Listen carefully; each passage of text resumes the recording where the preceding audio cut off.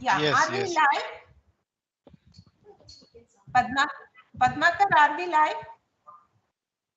Okay, okay. Thank you, Padmakar, and good morning to all of you. So I hope we are audible. Yes, yes. Yeah, good morning to all of you. Today we have 15th lecture in the Cloud Physics lecture series. Today it is a special lecture by an extraordinary scientist from IITM, Dr. Mary Selvam, and it is our great honor and privilege to have her talk in this series, and we wholeheartedly welcome her and salute her for accepting to deliver this talk. And I have two of my senior colleagues from IITM who have had long association with Dr. Selvam. And today, to introduce her, I welcome Dr. Panditure, who is the project director of research testbed for cloud studies in India, as well as Dr. Suvarna Fernandes. She is a lead scientist working on the troposphere, stratosphere exchanges and chemistry and climate. I will invite both of them to introduce Dr. Selvam as well as her talk, and also share their experience with her during her tenure at IITM. First, let me invite Dr. Panditure to introduce her. Thank you. Thank you, Dr. Tara. Am I audible? Yes, yes, you are audible. Thank you, Dr. Tara and her group for organizing nice lecture series and offering me this opportunity to introduce Madam Dr. Amjuri Mary Selvam. I'm very glad and privileged to introduce Dr. Selvam. Dr. Mary Selvam, born in Madras, now Chennai, and graduated MA Physics from Madras Christian College in 1960. And she briefly worked as a physics lecturer in Women's Christian College, Chennai, during 1960-61. Then after she joined India Meteorological Department at Pune and worked during 1962 to 66. So many of us would not have born also. Then she moved to IITM in 1966 and worked for almost 33 years till 1999 at various positions. So from IITM, she retired as a Deputy Director of Physical Meteorology and Aerology Division. Her main areas of research interest are cloud physics, cloud seeding, boundary layer meteorology, and nonlinear dynamics. She has published over 300 research papers. I am glad to say that I also joined in that division, Physical Meteorology and Aerology division, during her tenure and got various chances to interact. She is very kind and supportive to all junior colleagues. She has been an outstanding researcher even after retirement and has published 3 books. The talk may be mainly based on some of these books. The latest one was published in 2017 by Springer Atmospheric Sciences. The title is Self-Organized Criticality and Predictability in Atmospheric Flows, the Quantum World of Clouds and Rain. She acknowledges several of her colleagues at IITM in the book for excellent collaborations in research and contributions. Madam, we all look forward to see and hear from you. Now I request Dr. Swarna Fernandes, who worked closely with her and did PhD under her guidance, to briefly share her experience with Dr. Selvam and introduce today's topic of her talk. Dr. Swarna.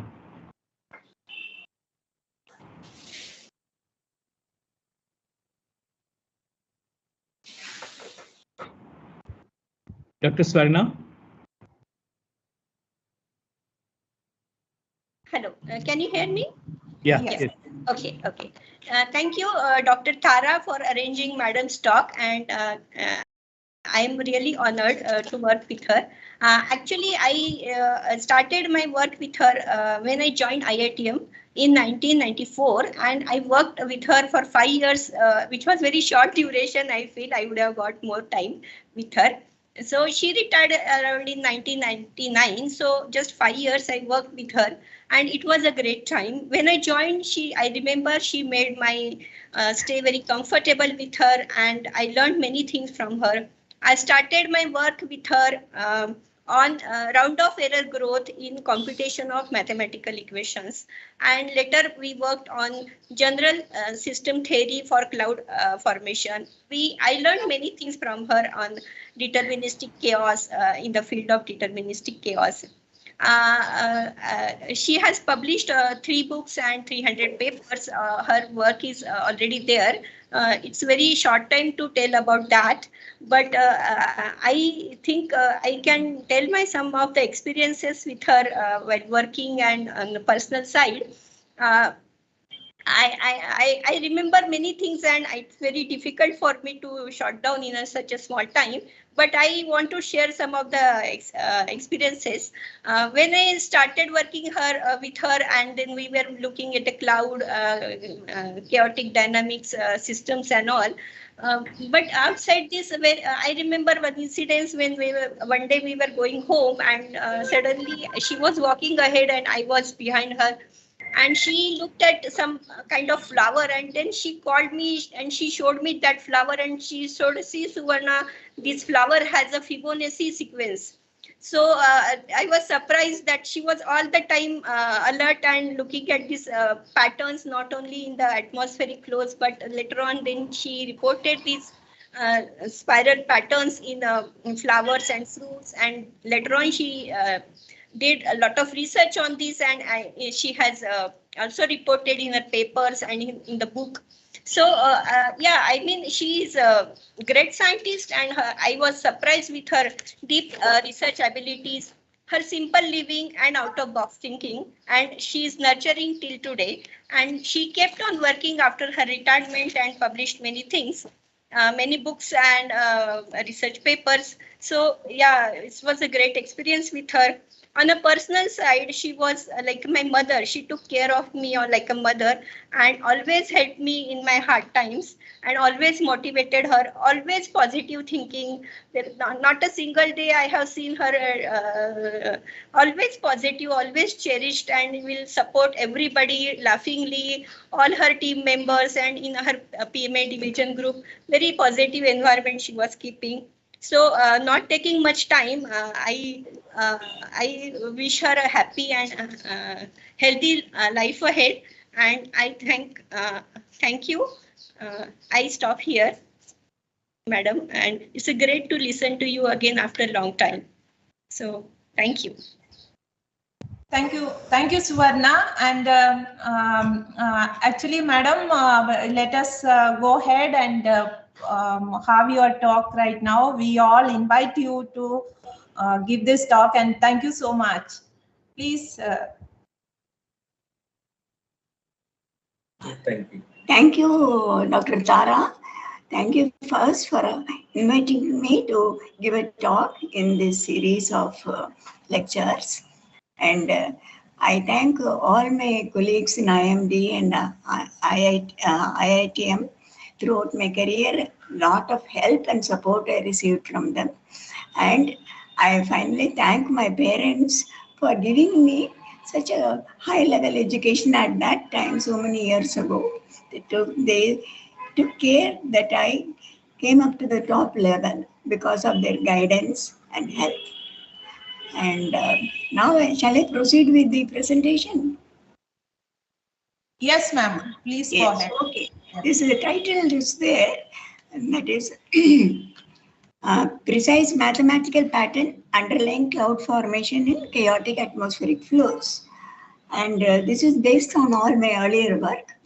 And it is about this spatio-temporal patterns of atmospheric flows.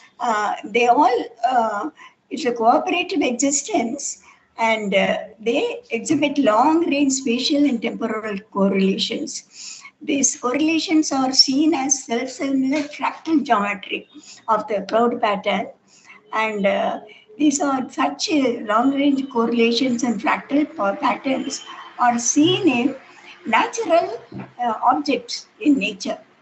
And These mathematical models of dynamical systems, that is, systems which change with time, they are all based on Newtonian continuum dynamics, and they are written as nonlinear partial differential equations, which do not have analytical solutions.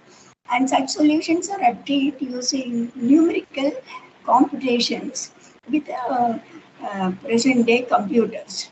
But these numerical computations involve a lot of round of error, particularly with the present-day computers, and also representation of actual numbers in a computer is difficult.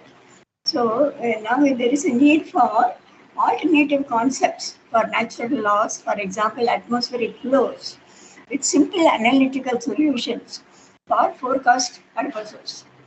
And so we have formulated a non-deterministic model, and I shall proceed to explain it below.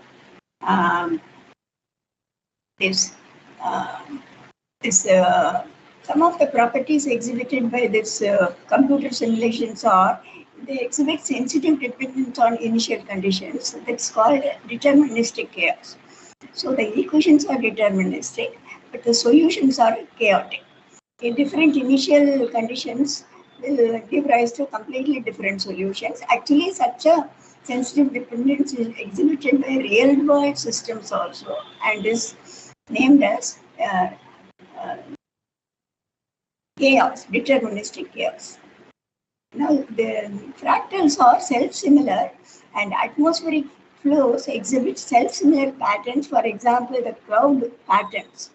They are like cauliflowers, and that is there is self-similarity in the form of these structures.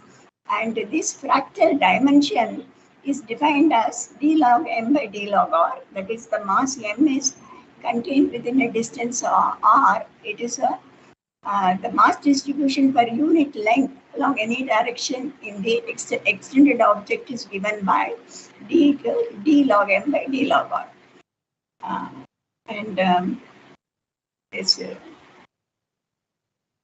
So this starting from basic observed characteristic of atmospheric flows, the mean flow, the atmospheric planetary boundary layer possesses an inherent upward momentum flux because of frictional origin.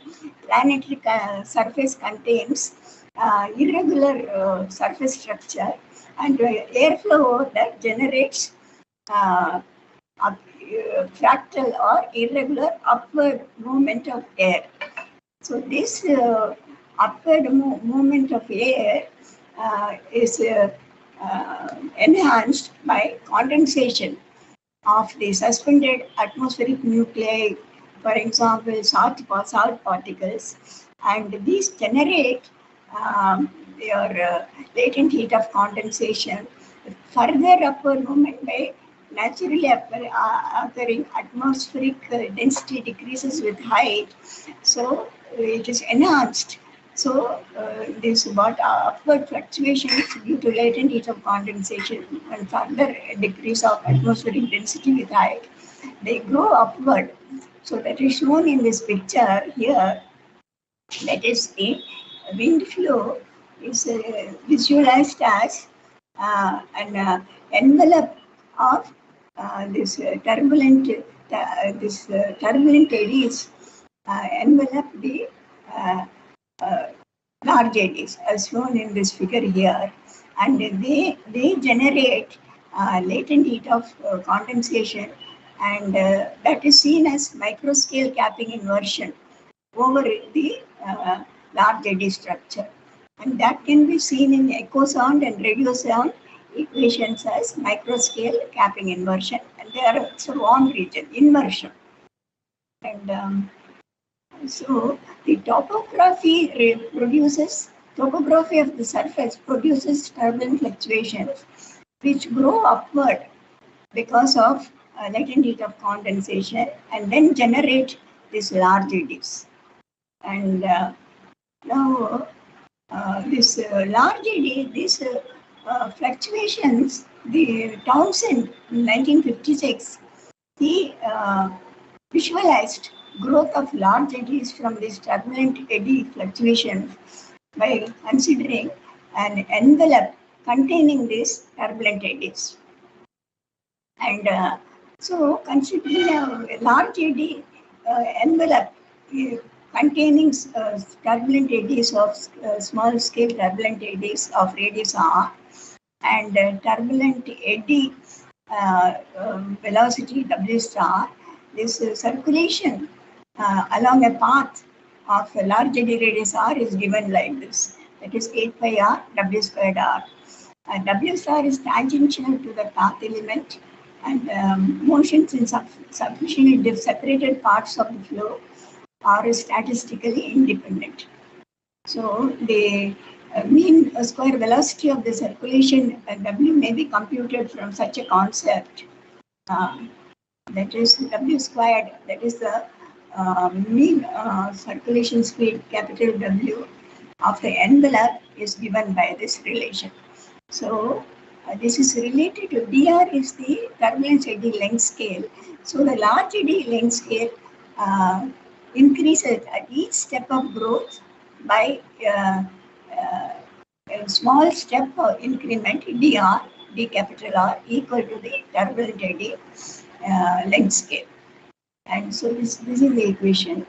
And in this equation, it may be seen dr by R gives the probability of occurrence of a turbulence scale in the large eddy length scale R, and that is proportional directly to the eddy energy ratio. And such a concept actually, that the eddy energy ratio is represented by the probability distributions of the small eddies in the large eddy structure. That is a concept which cannot be explained in quantum mechanics. So this relation shows that the dr by r so give a probability of small scale eddy fluctuations that represents the eddy energy this eddy energy spectrum actually, W by W. As it goes upward, the large eddy R rate keeps on increasing. So capital W squared by small w squared gives you the spectrum of the energy of the large eddies which grow from the small eddies. So this is the basic equation which originally starts from Townsend's concept of eddy growth and turbulent eddies by considering turbulent eddies inside an envelope of radius r, which is a capital R, which is a large eddy envelope. So this is such a concept is where it is a cell dynamical system model, that is starting from a small turbulent scale eddy, how it grows into a large scale eddy of radius r. So this the eddy, large eddy speed capital W is therefore related to the scale ratio and the turbulent eddy circulation speed W star by this relation given here. And then this is in this figure 2, the visualization of Townsend is given here. All the small circles are the turbulent eddies, and the envelope is the large eddy which grows by contribution from the enclosed small scale turbulent eddies. So the small scale turbulent eddies inside that envelope, they contribute to the growth of the large eddy outside ABCD. So finally the turbulent small scale turbulent eddies gives rise to the growth of large eddies, that is dominant eddies. So these dominant eddies form as coherent structures, and so the large eddy circulation speed can be simply the integrated mean of the small scale eddy circulation speed. So this is similar to the cellular automata computational technique, and this is the relation between large and turbulent eddy, and this is also the relationship between the large and turbulent eddies given in equation 4.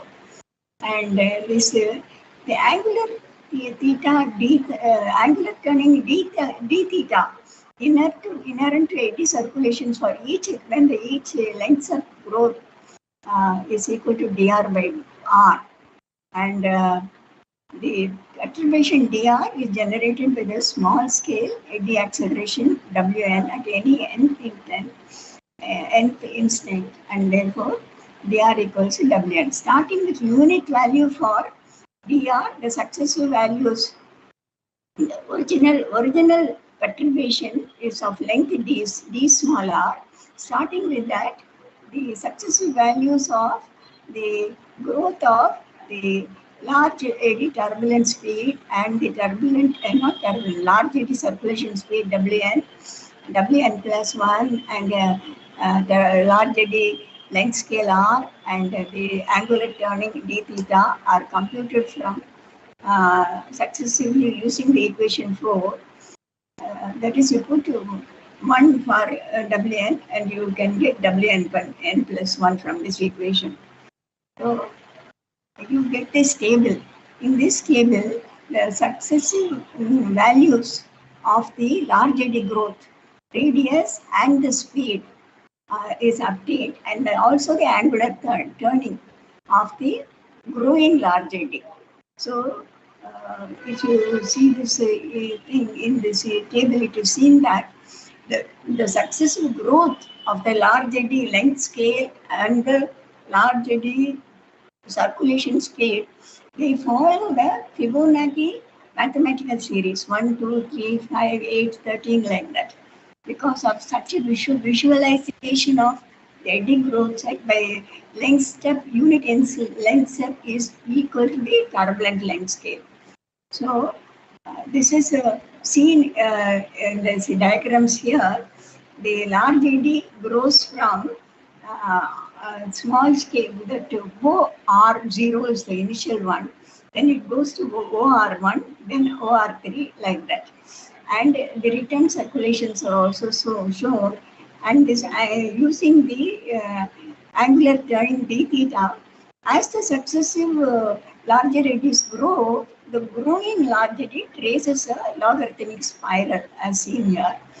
With this is a Fibonacci spiral, because the successive eddy lengths increase according to the Fibonacci sequence. So a Fibonacci spiral is generated by this turbulent eddies growing as envelopes of inside the envelopes of large eddies. So this is the visualization of large eddy growth. So this complete large eddy, one complete large eddy is completed, one complete cycle will be completed when it goes to OR5.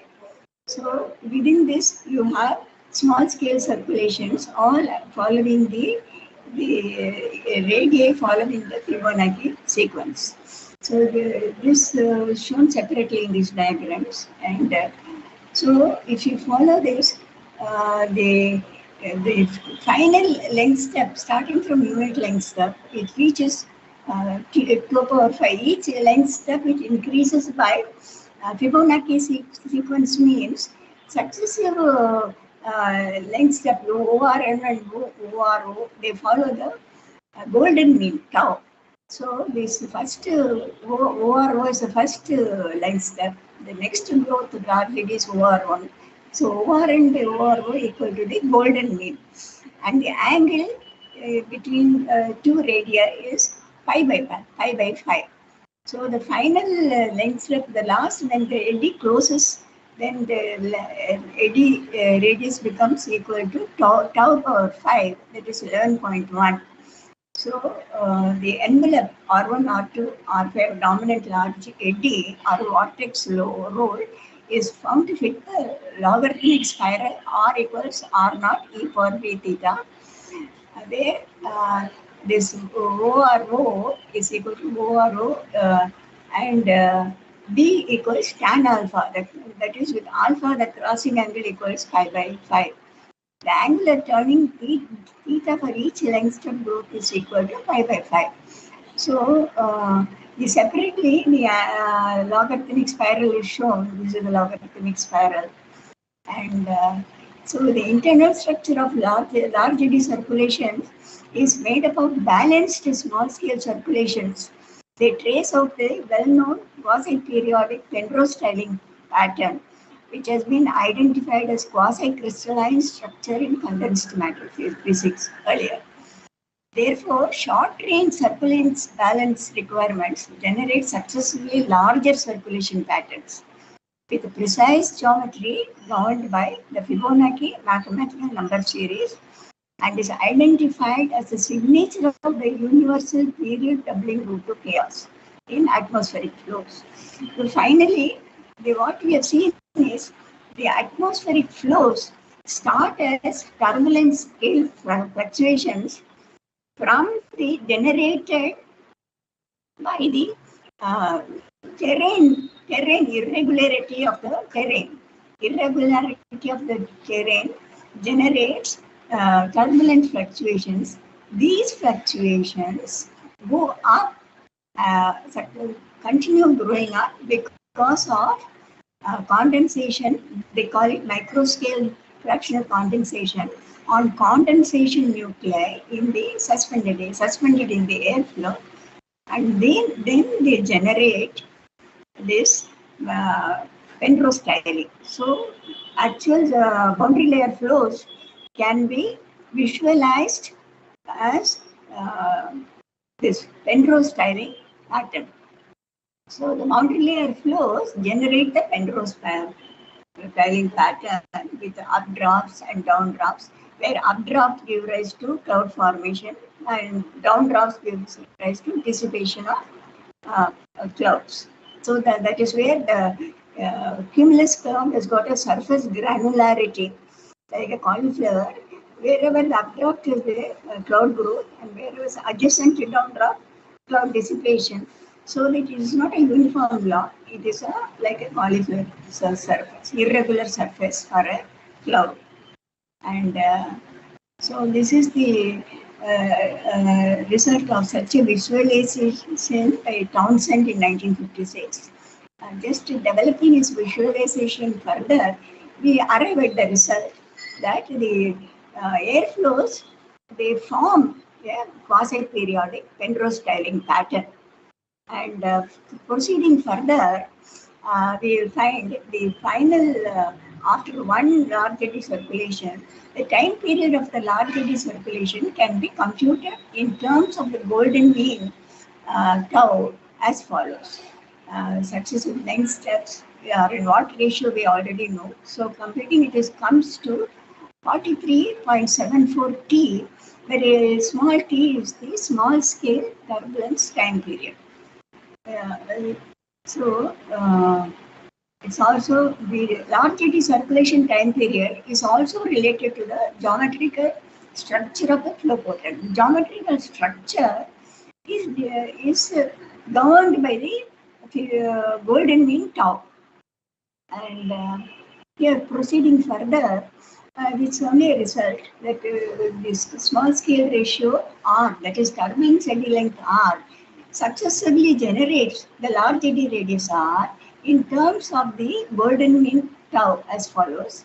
And so also the time period of these large eddies are given in terms of the initial turbulence eddy time period T and also the tau, the factor tau.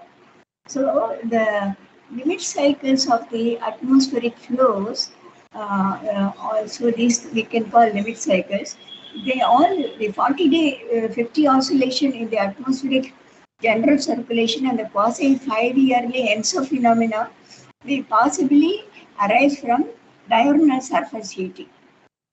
So this time period T is diurnal surface heating, or it is this triggering of the oscillations. So annual 40 to 50 year, that is this 43.74. So the T will be 40 to 50 year direct annual solar cycle, summer to winter oscillation. The quasi-biennial oscillation in the tropical atmosphere wind flows as a result of semi-pressure diurnal oscillation, and the 22-year cycle in weather patterns associated with the solar input cycle may be related to the newly identified 5-minute oscillations of the sun's atmosphere. So what happens? Energy pumping at this what the fundamental scales. That is, for example, diurnal heating of the sun's atmosphere. The sun's atmosphere energy is pumping is from mainly from the solar energy. That is, one is the diurnal energy pumping. So the solar, that is annual to winter oscillation, or night to daytime pumping, they generate these oscillations. So these they are similar to chaos in light. Chaos also generated by energy pumping, using energy pumping in a laser, using a laser. This period is also generated in the light also. The growth of large eddies by energy pumping at smaller scales, namely the diurnal surface heating, that is night to daytime, semi-diurnal Brazil oscillation, and the annual summer to winter cycles are cited above is analogous to generation of chaos in optical emissions triggered by laser pump. So similar phenomenon exists in this optical phenomenon also. The identification of limit cycles in atmospheric flows is possible by means of continuous periodogram analysis will help in the resolution of this limit cycles, what has been listed above. And limit cycles, the periodicities and the phase, and they can be used for prediction of regional atmospheric flow patterns. Using a continuous periodogram analysis, we can predict to some extent the next few days of pattern of pressure, etc. in the atmosphere. Now, starting from the concept of eddy growth from small scale as given in earlier equation, we can derive and show the von Karman's constant in terms of the golden mean again. The constant K is designated as the fractional dilution of volume dilution of large eddy by small scale eddy fluctuations. That is, capital W, capital R is the volume of large eddy, and volume of small scale eddies which enter the large eddy and mix with it is small w star and r. So the fractional volume dilution of large eddy by small scale eddy fluctuations is given by the factor K equals to small w star, small eddy circulation speed into small eddy radius divided by large eddy circulation speed by large eddy radius. And this can be worked out to be equal to, now we know that each length step growth is a factor of the golden mean tau. So R by R is equal to 1 by tau. Similarly, W star by W also is 1 by tau. So the value of the fractional volume dilution of large eddy by turbulent eddy fluctuations K can be worked out to be equal to 1 by tau square. And 1 by tau square is equal to 0.382. So this is the actually the von Karman's constant, which is found by experiment to be equal to 0.4. And so this we can derive directly by the concept of large eddy growth from small scale. This is the logarithmic wind profile can be derived from the earlier equation and shown to be equal to W equals W star by K log Z, where K is equal to the fractional volume dilution of large eddy by turbulent eddy fluctuations. Now, earlier we showed the computation of K is equal to 0.382. It is less than half which shows that large eddy don't get diluted and do lose their identity because the fractional volume dilution is less than half. So for this scale ratio equal to tau, the scale ratio between two small eddy and large eddy for 1 length crore is equal to 1 by tau. That is, it is less than half. The fractional volume dilution of large eddy by turbulent scale eddy fluctuation is less than half. So the large eddy retains its identity as a single eddy because it's less than half. Otherwise, its identity will be it will get mixed completely, and its identity as a single eddy will be lost. So the von Karman's constant K is now derived as a physical meaning, and also a meaning as well as in interpretation why its value is less than half is also given in this visualization. This visualization originally was developed by Townsend. He has written a book, Turbulent Shear Flows. From there, this concept was taken. So the whole idea starts from Townsend's concept.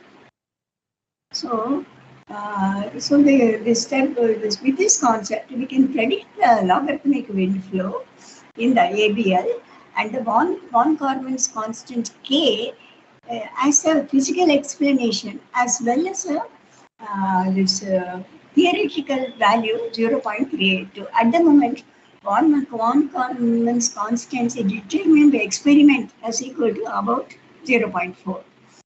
And also now here we identify von Karman's constant is identified as the universal constant for deterministic chaos. This predicted logarithmic spiral flow is seen very markedly in hurricane spiral pattern. Also you can see in galaxies also. Also this nature in general adapts this. Everywhere you see Fibonacci number and the Fibonacci spiral patterns. The growth pattern is always based on Fibonacci number and the Fibonacci spiral as seen in plant growth. The number of petals in a plant and seed arrangement of seeds in a flower, all are following this Fibonacci pattern and Fibonacci spiral.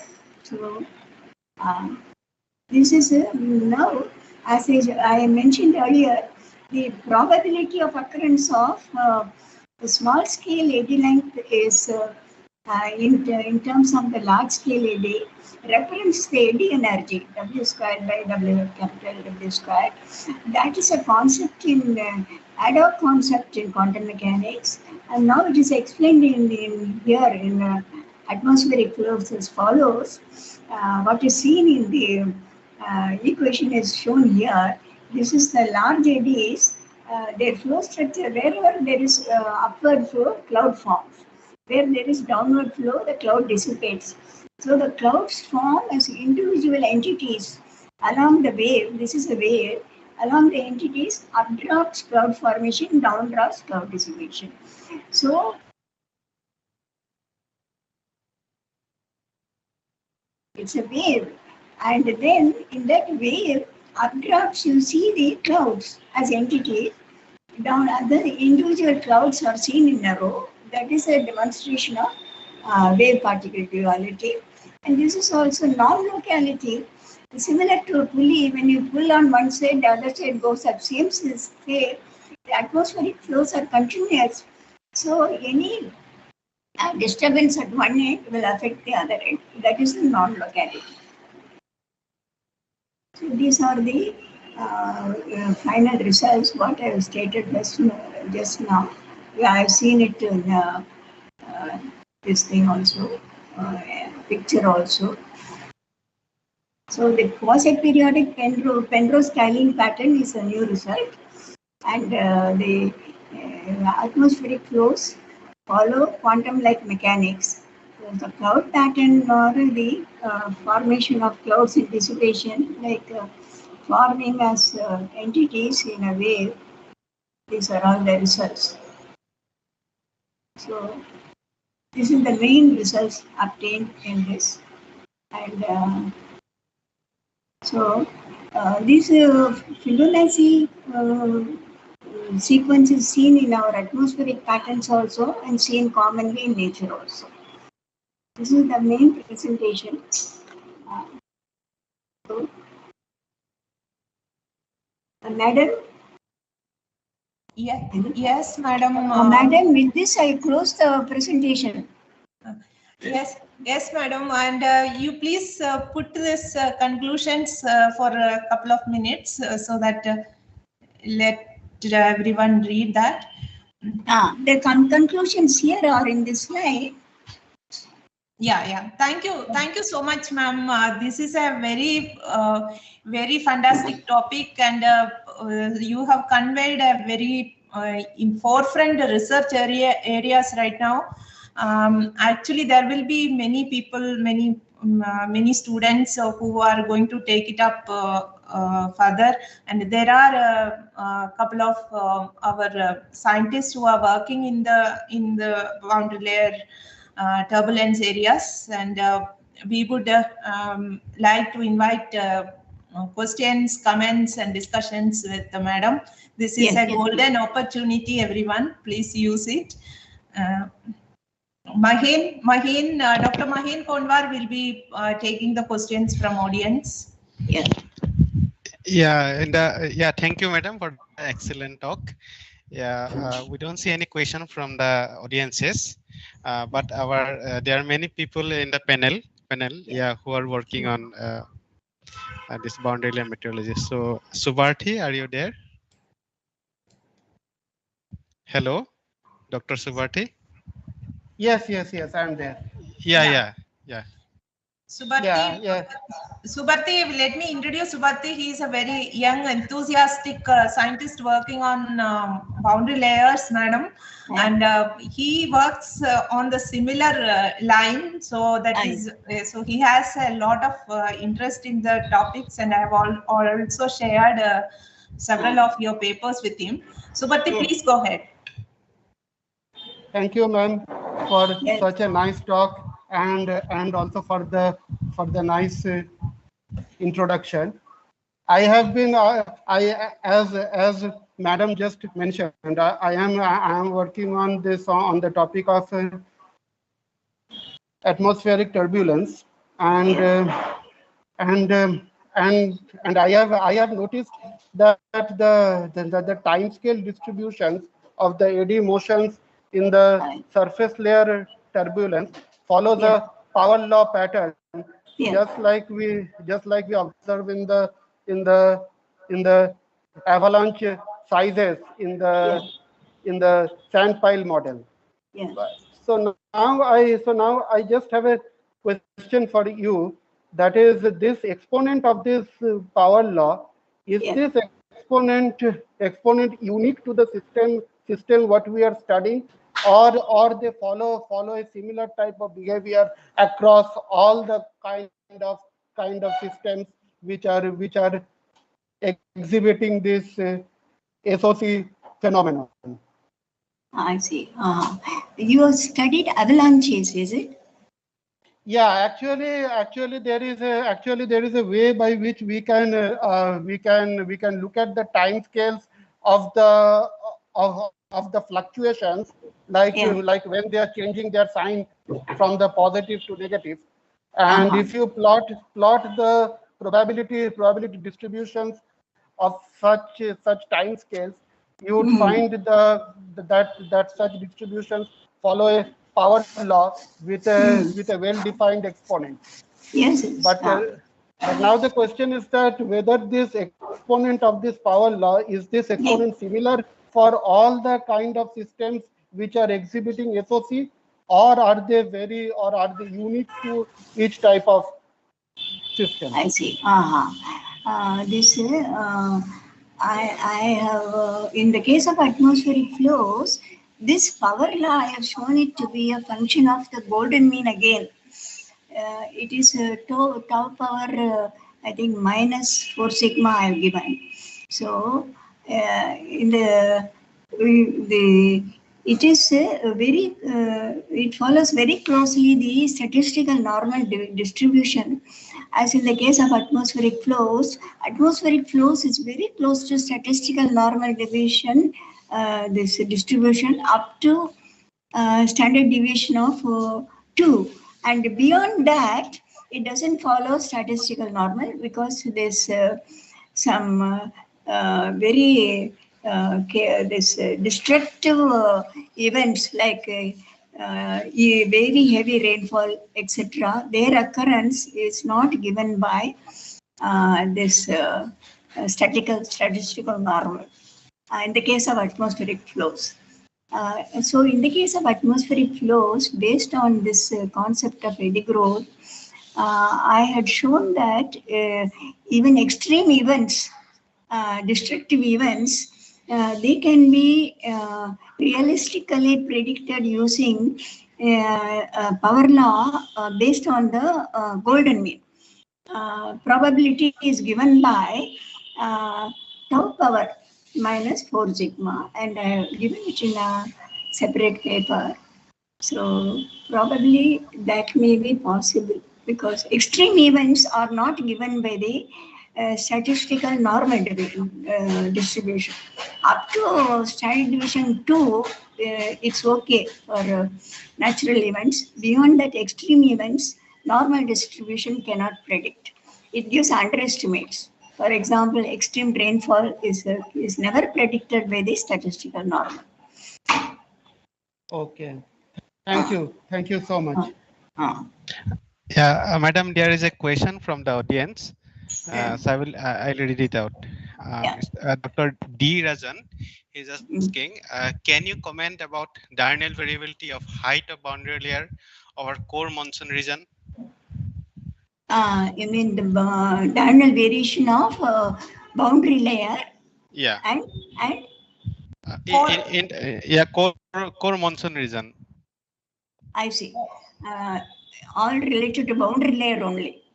Yeah. Yeah, he is asking, madam, he is asking about the boundary layer height over the core monsoon region. Boundary layer height. I see. Yeah. Tara, explain, madam, what is the core monsoon region? Yeah, core. Yeah, core you can probably Central India. You can say it is the Central India. Central India. Yeah. Boundary layer over which region? Monsoon region. Monsoon region. Oh, I see. Yeah. This boundary layer diurnal variation, is it? Yeah. Boundary layer diurnal variation. Oh, I see. Boundary. I have studied. Probably, madam, he is also wanting to know about the cloud-free and the cloudy boundary layers. Oh. How the boundary layer height varies, or I don't know whether that is. I only studied about the boundary layer logarithmic wind profile relationship, and the von Korman's constant, what exactly it is, physical meaning, and it's constant. But boundary layer development as such, I have not done much work.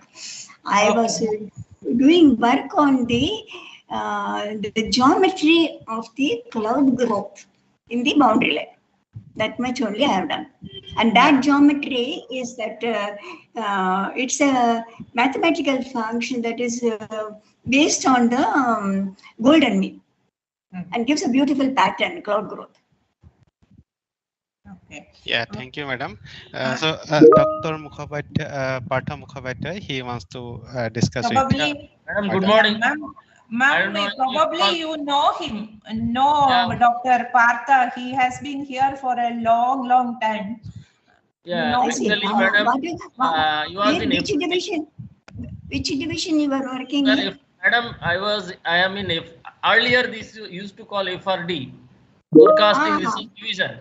I did my PhD with Dr. S.S. Singh, who was very close to Dr. A.S.M. Murthy. Yeah, correct. Yeah. So actually, profound thanks, madam. After a long time, we are all amazed by seeing this very thought-provoking, insightful. Please tell me your full name. No question, madam. I have just some few comments. Is that what you said about this von Karman and this logarithmic wind profile? Actually, these formulations we are very extensively using nowadays. Because we have now global models, okay, and global model does not have so many layers in within boundary layer. It is one of the limitations. Yeah, it is really. So then we depend on this logarithmic profile to estimate the wind profile within the boundary layer. And why we require that, you may be knowing, in Tamil Nadu and Karnataka, in many places now there is renewable energy. People are putting windmills, okay, and they want the wind at 100 meter or 80 meter. Model cannot, no model cannot give that. So we depend on this type of formulations what you just mentioned. So it is very much useful and it is coming pretty accurate. The users are very happy. That is one thing. That is fantastic. Second thing is what you mentioned. Nowadays, madam, we do not have much expert on chaos. That's the fact. Yeah, you are the last Mohicans who left. Yeah, we don't have. Yeah, we are dealing with non-linearity every day and night. We are struggling with non-linearity. Our forecast goes wrong due to the inherent non-linearity. But we have few experts like you in chaos theory. Oh, thank you. But yeah, no, we still miss people like you. But one point of hope that I can tell you that recently we started using ensemble, ensemble prediction system. Ensemble. Ensemble, and we don't depend on one model. We make a ensemble of 21 models. Like you take the average of the number of predictions. Yes, madam. Take the probability distribution and find out the probability of the maximum likelihood. That is one way of addressing this non-linearity and inner chaotic nature of the atmosphere that you said. But what you also said that this deterministic approach, that actually, madam, is actually it plays the spoil sport in all model. All our formulations are very, very deterministic. And as you said, right from boundary layer to the cloud, things are not deterministic. They are all probabilistic. So we also trying to add more stochastic, formulations in the models. We are following your thoughts and footsteps and trying to take the forecast forward. That's what I want to submit. Thank you so much. May I know your full name, please? If I tell my full name, you will actually I will appear like a South Indian, madam. My first name is Parthasarathi. The last name is Mukhopadhyay. So when I travel in train to South India, they make me M Parthasarathi. And when I go to Calcutta, they put my name P Mukhopadhyay. Oh, I see. But anyway, thank you so much, madam, for an excellent talk. Thank you. Thank you, Partha. Thank you, madam. Yeah, Dr. Sipsai Dixit, who also works in cloud, this boundary layer meteorology, and he works in the fluid dynamics. He wants to talk with you, Dr. Sipsai. Hello, madam. Can you hear me? I can hear you. What is your name, please? Yeah, my first name is Shivasai. And surname is Dikshit. Yeah. I see. Okay. So I'm a relatively new recruit at IITM, just 9 years at IITM completed. I see. And we have a fluid dynamics laboratory at IITM. So I come from the laboratory fluid mechanics background. I see. And basically my area of work is turbulence only. So I was finding your presentation very, very intriguing and very appealing, because I have also been myself dabbling with the ideas of nonlinear dynamics and chaos, and I've thoroughly appreciated the books, the 1956 and 1976 editions of Townsend's book. It's very valuable. Townsend's ideas are very, very valuable. Yes, And, I suppose he was, kind of ahead of time when he published those things. And many people, you have also said repeatedly that you have derived many of the ideas from his book. No, all my ideas started from Townsend's that one single publication. Right. And our IMD library has got many such valuable books. I took this book from the IMD library only, 1956, Townsend. I read the book, then I found this visualization is very good and I followed it up. Okay, excellent. Yeah, so so first thing is that I really appreciated your talk. Second is your derivation of the value of von Karman constant. That is very intriguing. I will go through the details later on of the actual work. Okay. That is very nice. And I just wanted to ask you one question. Where is self-organized criticality coming in all this? I mean, at what it stage? is a name given to the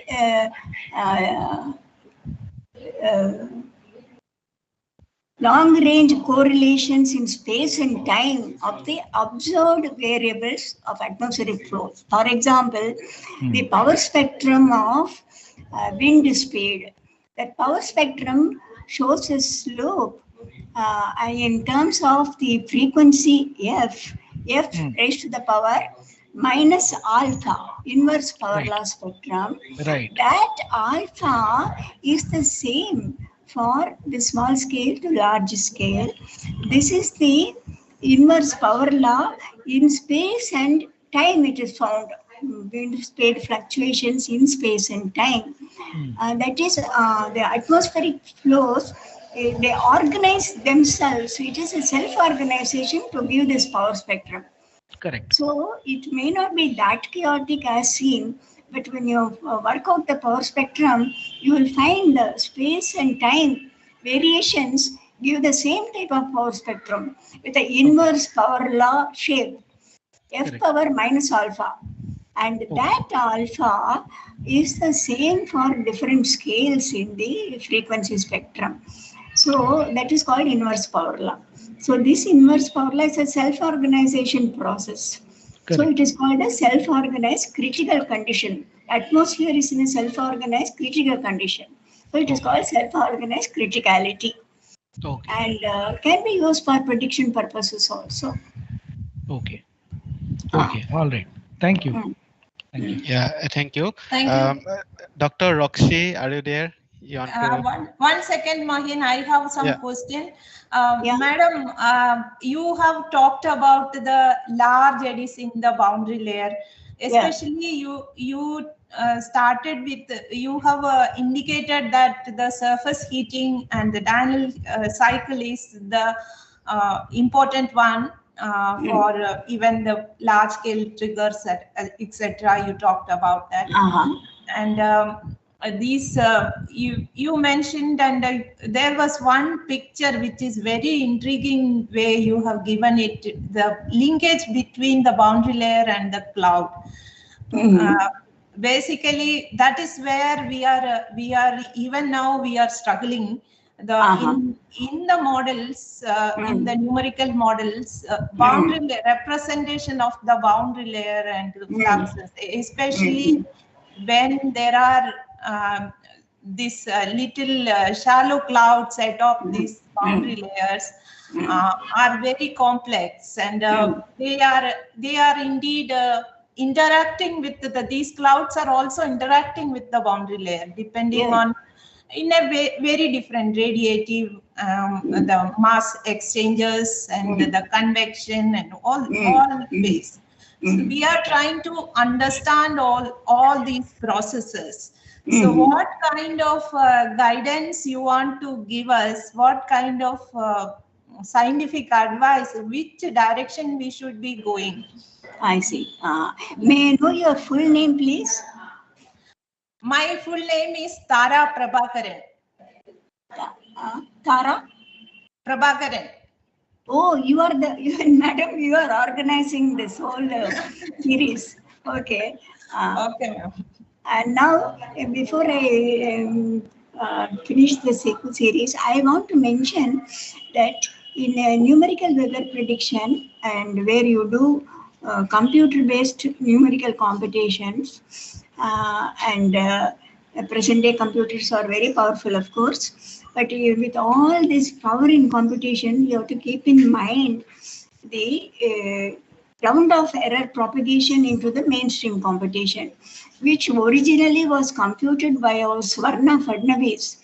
There is a technical note number 68 by Swarna Fadnavis where she did manual and as well as computer-based calculations using single precision and double precision computations.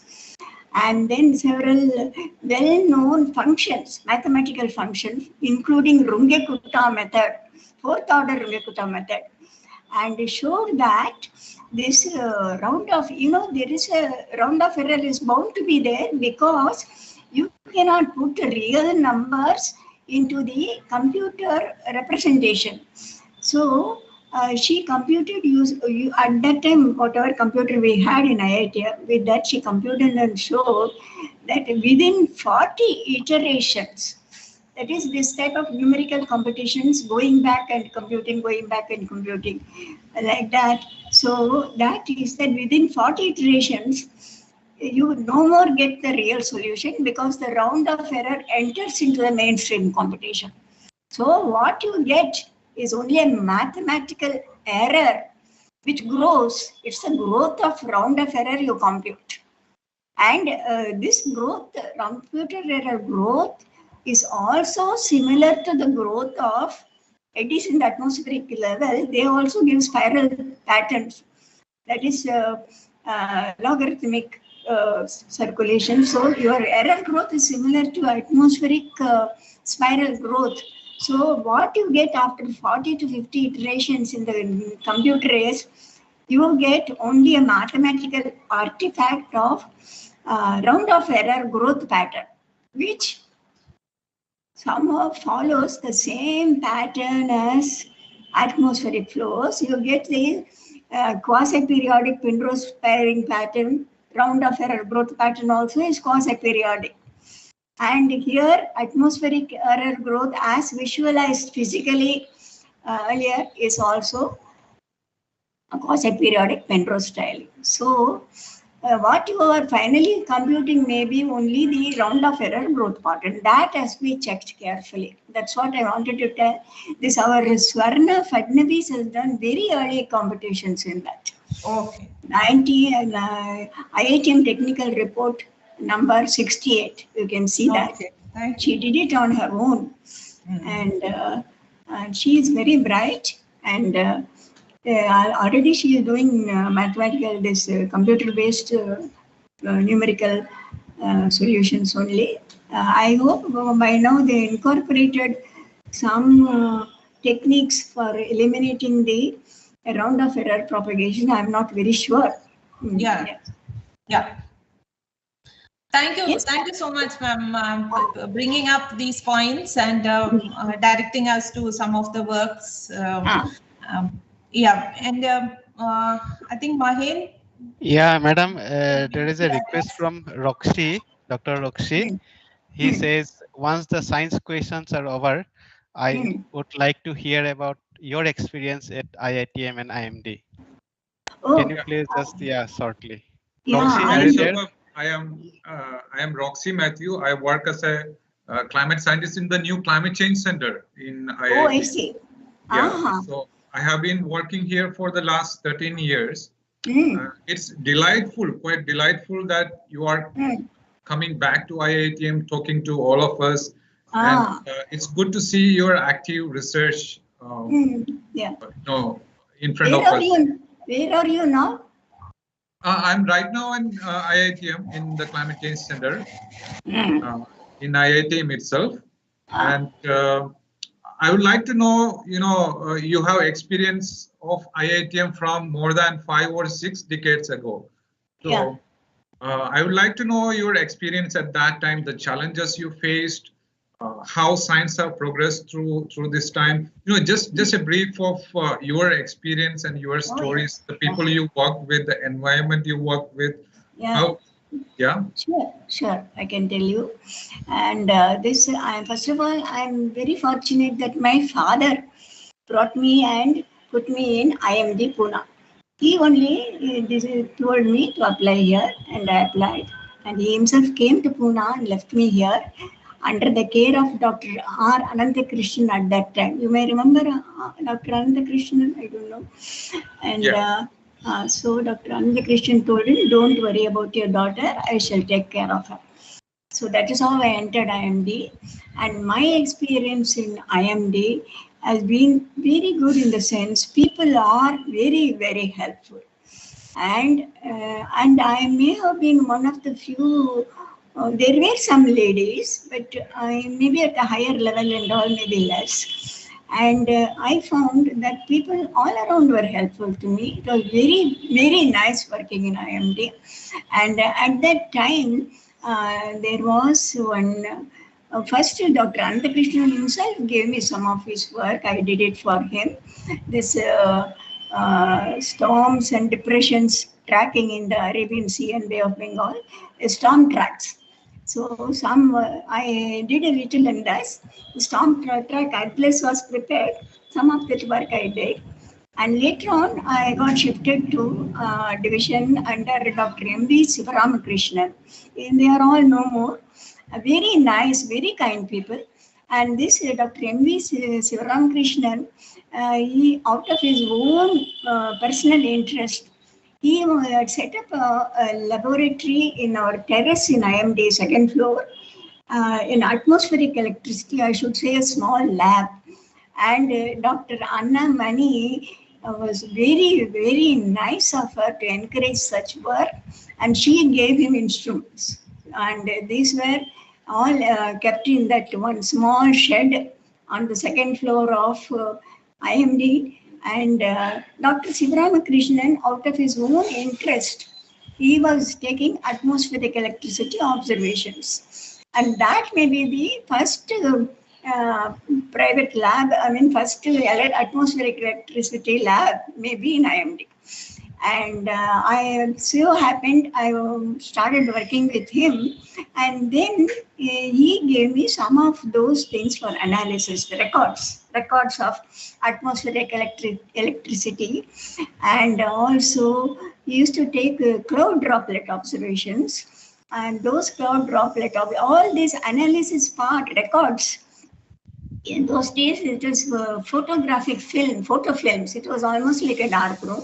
He used to keep photographic films and record the atmospheric electricity records in that.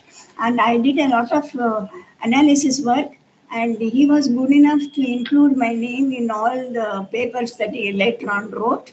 And all along, Dr. Anna Mani, the then director of instrument section in IMD, she was gracious enough to help with the equipment, plus give me encouragement. And so that way I came into touch with research, where IMD originally research was not, like this research was not there. So my first research publications were with, I think maybe with one Dr. Ananthakrishnan on storm tracking atlas, then with Dr. M.V. Sivaramakrishnan on all this atmospheric electricity work. And he was a guide in Pune University. So he encouraged me to register under him. I registered under him, and then finally took my PhD under him only. By that time, I had gone to IIT. And I also started working there on the same field. And I am forever grateful to my guides here, Dr. Ananthakrishnan first, and Dr. M.V. Sivaramakrishnan. And first of all, above all, Professor Anna Mani. Well, I'm after all an outside department, but she went out of the way to help me with my thesis studies, giving equipment plus now and then talking to me. So it was a very good experience in IMD for me as one of first few lady entrants there. Then I came over to IITM. There also I found the similar situation. People were all kind, encouraging, And above all, in IITM, there is freedom for research. I mean, nobody interferes with your work. You are given a certain project and you are given full freedom to continue your studies. Equipment-wise, provided funds are available, you are given the equipment and your way of procuring, you can yourself get it purchased from abroad or from India. That way, I was able to get a few equipment for this atmospheric electricity studies, continued my studies there. So on the whole, one of the first few ladies entrance in meteorological department and IITM also meteorology only. I found it very encouraging, very supportive, very friendly. I am grateful to all my colleagues in my earlier IMD and in this IITM. I always am very happy that I could enter the meteorological department. And I can tell only about, I had pleasant times I had, encouragement I received from all sides. So, madam. That is very great, ma'am. We are very, very thankful to you for sharing this particular piece of your experience at IMD and IITM. Thank you, Roxy, for bringing in this question. We salute you for giving this opportunity to hear you. This will be a very wonderful thing for the young people to listen to, and you are really an encouragement for many people here. And I was indeed looking through some of the women contribution at IITM, and I found that you are the first lady who received PhD at IITM. Oh, And great. yeah, so actually I am it's a great honor for us, and thank you so much. And I'm sure you will continue to do research, and we will hear from you soon. More Before on. logging off, you can ask computer division to take a screenshot of all the people present. Yeah, definitely. Please, everybody put their camera. Yeah. Along with madam, it will be a memorable photo for all of us. Yes. Well, please, everybody, please put your and madam, you may I think she has already. She's sharing the screen. Maybe. Yeah, that can be stopped. I mean, then the photo will become bigger a little bit. Yeah, then the photo will be bigger. Yeah. Can we stop sharing this, or you can do that from your. Madam, if Peter is available there, we can stop the. He is coming here now. 1 minute. Okay. Then we will take a picture, and it will be a great honor and opportunity for all of us. No, actually, it's a great. I should say it's a great honor for me to be amongst all of you here in my old age. I am now 84 years. So I'm very thankful to all of you for all the affectionate remarks you made about me. Baba, come. Here, Peter has come. Okay. Yes, hello, good morning. Peter, will you please help us to take off the PPT? Stop unshare the tray. So we are going to take a picture of everyone together. Yeah. How to unshare? Yeah, just to unshare. That's all. He's asking how to unshare. Shall I close the PPT? That maybe there will be one. Yeah, now it's okay. No. Now it is okay. Yeah, definitely it is okay. Yeah, we can all. I think computer division. Please see if you can put everyone's picture with the madam. Suvarna was there, right, in the audience? Yeah, Subharti, and there are some more people in the. Suvarna was there, I suppose. Can you see me? I have put on my camera. Am I there? You are not visible so far. Why? Yeah. Yeah. Suvarna has come. Maybe some different screen setting has to be done. Yeah.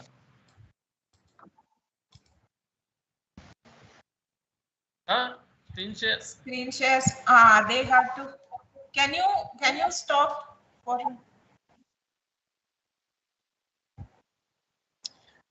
Hello, Peter. The screen share is not screen. You have not stopped it. See, at the bottom there is a panel. What I should do? That I think you have to click on that. Okay. Maybe now it is done. No. It's not done.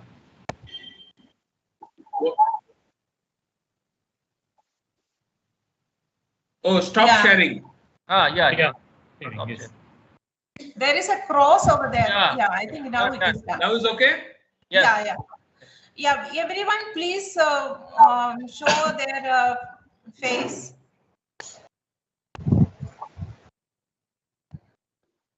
Mahe, Suvarna, Subharti.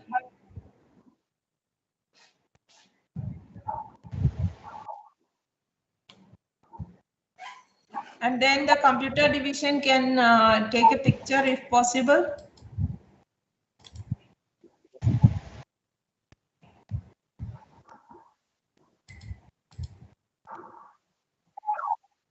In a large gallery, you can take a picture of everybody together. Yeah.